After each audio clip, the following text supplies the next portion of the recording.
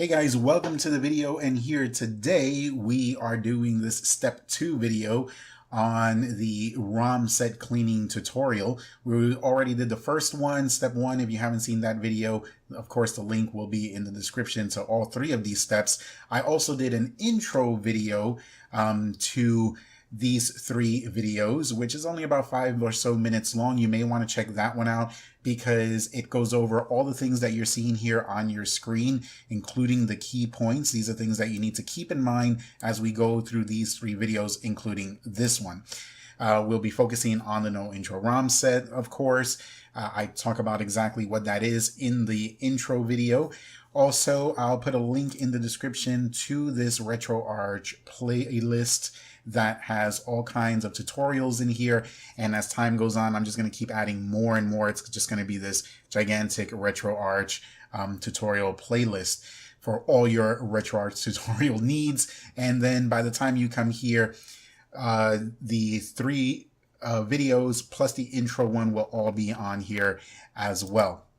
And so first things first, let's make sure that before you start working on any ROM set, as I mentioned in the step 1, which if you followed that video, you should have done already, make sure whenever you're working with a particular ROM set that you're just using a copy of that ROM set and not the original one. I've already done that. I did it back in the step 1 video. I extracted all the ROMs here from this no intro ROM set zip, and I put them here into the Super Nintendo Entertainment System folder. I even showed you in that video where I got this name and how to properly name these and all that good stuff. So again, make sure you watch it if you haven't already. So in this one, we are going to continue by going over some information regarding DAT and XML files, which are really the same thing. It just depends what format they're in. I'm going to talk a little bit about the 1G 1R method, which is one game, one region, and why I don't use it. And then we're going to be using Romcenter, and we'll be doing using Romcenter to pretty much go over all these things you see here, fixing improperly named ROMs, finding out which ROMs you might be missing, and deleting some of the regional duplicates or duplicates that are, from other countries. All right, so let's go ahead and go now to the things that you're going to be needing. So our first stop brings us here to romcenter.com. I suggest you download the most recent version that's being worked on, which is Romcenter 4 RC4. I've been using this one, and for at least what we're going to use it for, I've never had really any issues. Once you click on it, come here to where it says more, click on that, and then you'll be brought to this page where you can see all the things that have been added, things have been fixed, things have been taken away, and all that good stuff. And here's the free download tab. Then we're going to go to Dat-O-Matic, and we are going to select our DAT file. Now these Dat-O-Matics these DAT files on this Dat-O-Matic page are all no intro. So we're going to go down, since in these tutorials we're working with SNES. We're going to go down to the Super Nintendo Entertainment System DAT file, click on the little diskette, or you can just go to whichever one it is you're interested in using. And then whenever you're brought here to the secondary page, to the download page, whatever filters you have here, I strongly suggest you just leave them the way they are and just click on download. For these tutorials, we're only going to be using standard DATs. Now, standard DATs are files that contain like the names of all the games that were released for that particular system worldwide. It's a full, complete list. It may even contain names of games and info or whatever regarding prototypes and demos and things like that, samples. So it's very complete. There's a method out there of cleaning your ROM sets called 1G 1R, which is one game, one region. For that, though, you would need to use this file here, which is a parent clone XML. Actually, when you download it, it comes out being a DAT file. Whether it's XML or DAT, it doesn't matter. Either one could be used. When I used this before in the past and recently, I had the same results.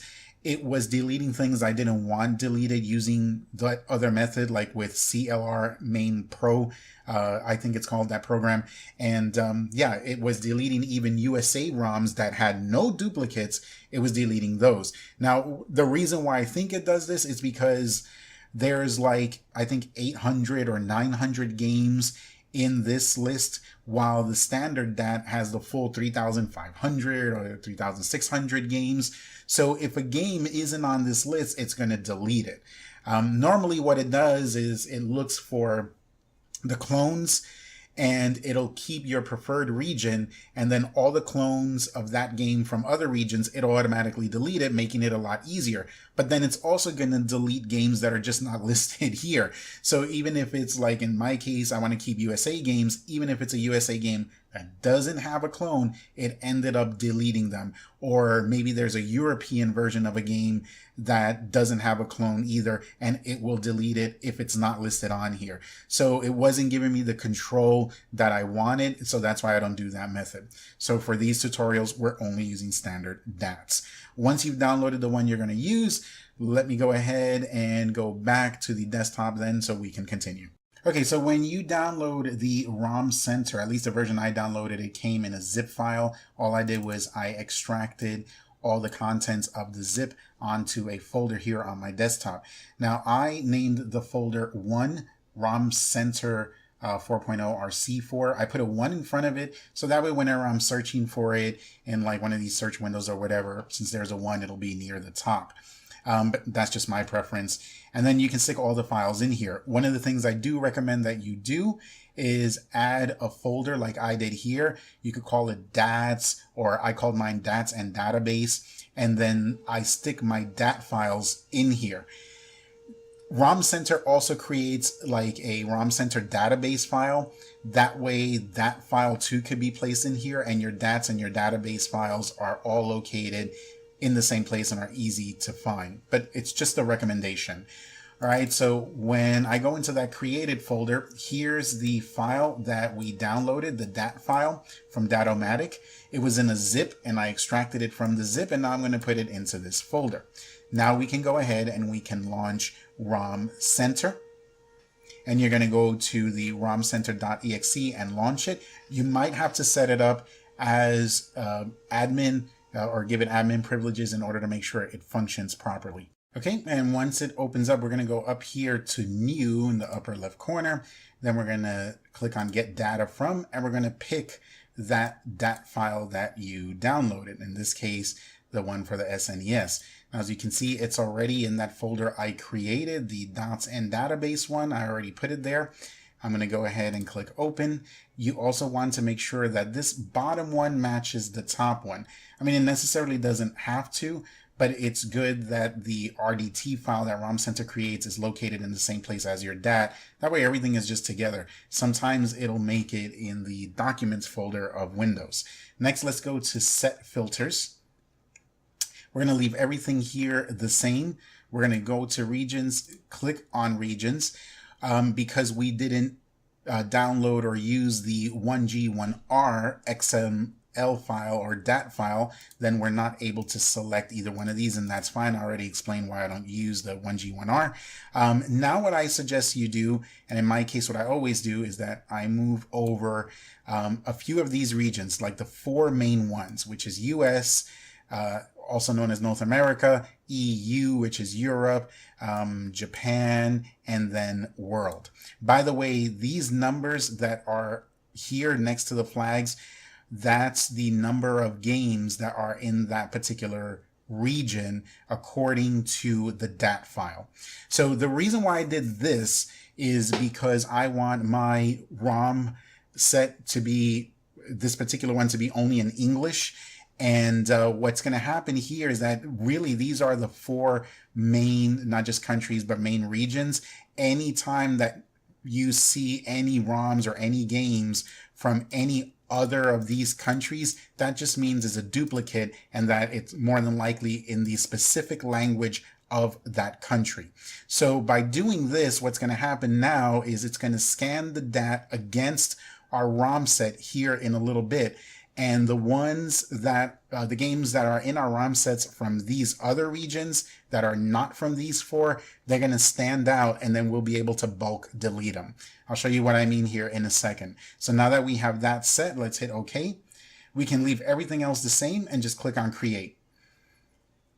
And how fast or slow it goes depends on how many ROMs you have and the speed of your system and all that good stuff. Whenever you get this that pops up that it says the data file seems to be generated using a plugin, in this case snes.dll, always click no.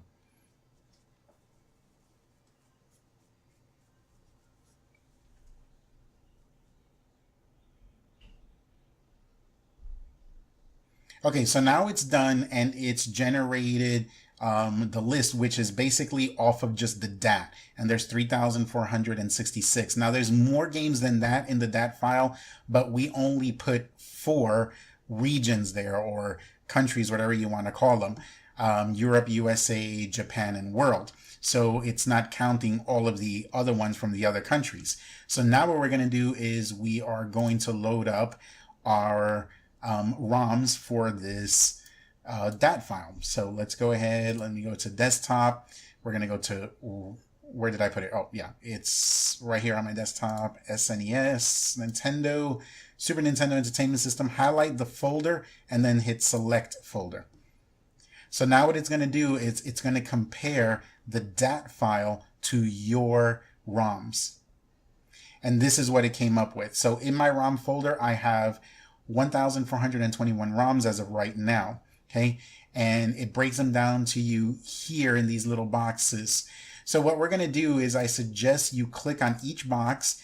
When you do, it makes a little like yellow highlight around the box. And what it does is it temporarily hides the ROMs or the games from that category. All right, so now that we got that done, I like to work from right to left, starting with the gray box. Just remember, everything that you do here is going to affect directly your ROMs in the ROMs folder that you're working with. So now that I've clicked all these boxes, let me go ahead and click the gray one again so it's not highlighted. There's 107 ROMs listed here, right? So all of them are saying unknown game. But if you take a look real close, notice what they say here: France, Germany, Spain.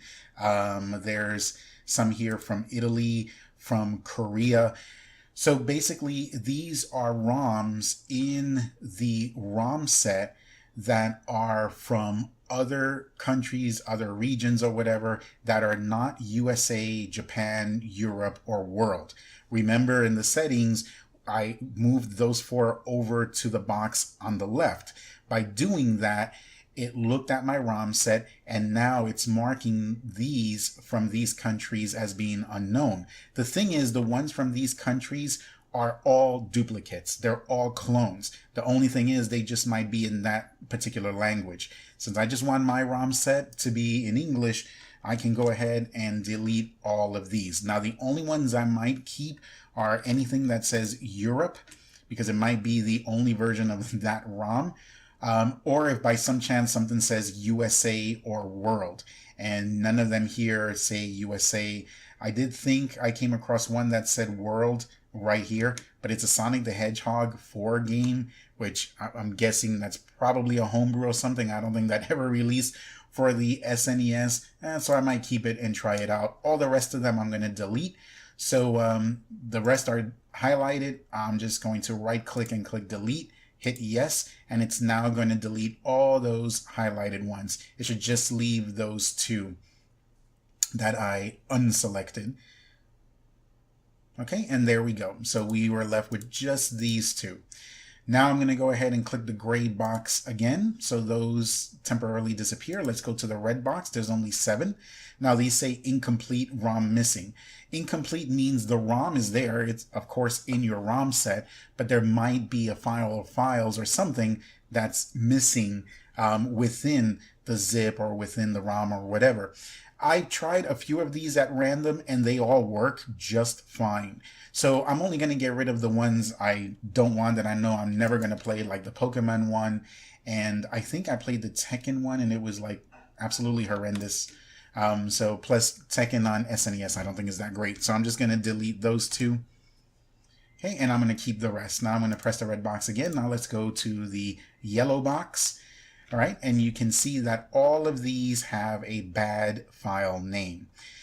So this is important to get right, because whenever you're using box art, snapshots, cheat files, or whatever, if you're looking, let's say, for no intro box arts for SNES, they're going to name those box arts exactly like the game so that way they display properly. Same thing with sheet files, same thing with screenshots, snapshots, whatever.